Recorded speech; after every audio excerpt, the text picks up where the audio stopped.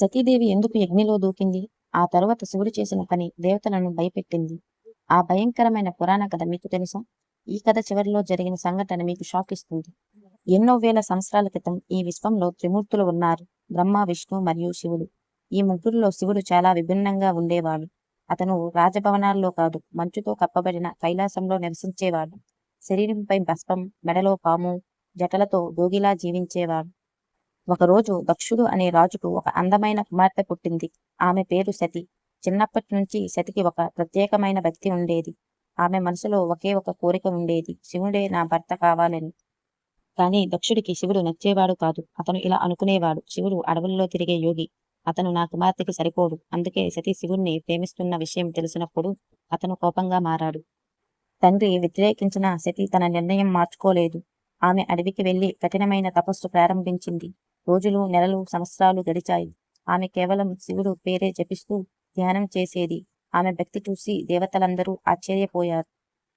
చివరకు శివుడు ఆమె ముందు ప్రత్యక్షమయ్యాడు. అతను అడిగాడు, సతి, నువ్వు ఎందుకు నన్ను కోరుకుంటున్నావు అని. సతి వినయంగా చెప్పింది, ప్రభు, మీరు నా హృదయంలో ఉన్న దేవుడు. మీరు తప్ప మరెవరిని నేను భర్తగా కోరుకోరు. ఆమె భక్తి చూసి శివుడు సంతోషించాడు.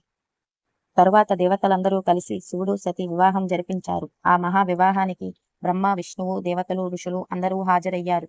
ఆ వివాహం విశ్వంలో అత్యంత పవిత్రమైన దివ్య సంఘటనగా జరిగింది. కానీ దక్షుడు తన అహంకారాన్ని వదలలేదు. ఒకరోజు అతను చాలా పెద్ద యజ్ఞం నిర్వహించాడు. అందరినీ ఆహ్వానించాడు. కానీ శివుడు, సతిని మాత్రం ఆహ్వానించలేదు. యజ్ఞం జరుగుతున్న వార్త విన్న సతి అక్కడికి వెళ్ళింది. అక్కడ దక్షుడు శివుడిని అవమానిస్తూ మాట్లాడడం ప్రారంభించాడు.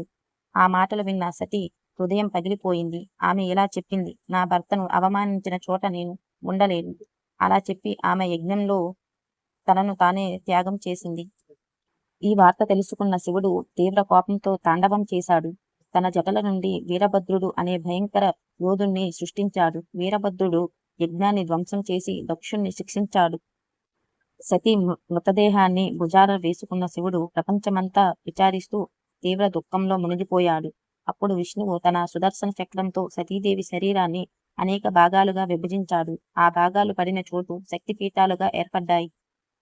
కొంతకాలం తరువాత సతీ మళ్లీ జన్మించింది. ఈసారి ఆమె పార్వతీదేవిగా హిమాలయాల రాజు హిమవాన్ ఇంట పుట్టింది. చిన్నప్పటి నుంచే ఆమెకు శివుడిపై ప్రేమ మళ్లీ కనిపించింది. పార్వతి కూడా సతిలా కఠిన తపస్సు చేసింది.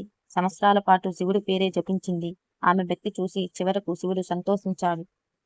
చివరకు దేవతలందరి సమక్షంలో శివుడు, పార్వతి మహావివాహం జరిగింది. అది విశ్వంలో జరిగిన గొప్ప దివ్య వివాహంలో ఒకటిగా చెప్పబడుతుంది. ఈ పురాణ కథ మీకు నచ్చితే ఓం నమః శివాయ అని కామెంట్ చేయండి. ఇలాంటి మరిన్ని ఆసక్తికరమైన పురాణాల కథలు వినాలంటే మా ఛానల్ని సబ్స్క్రైబ్ చేసుకోండి. అలాగే బెల్ ఐకాన్ని నొక్కండి.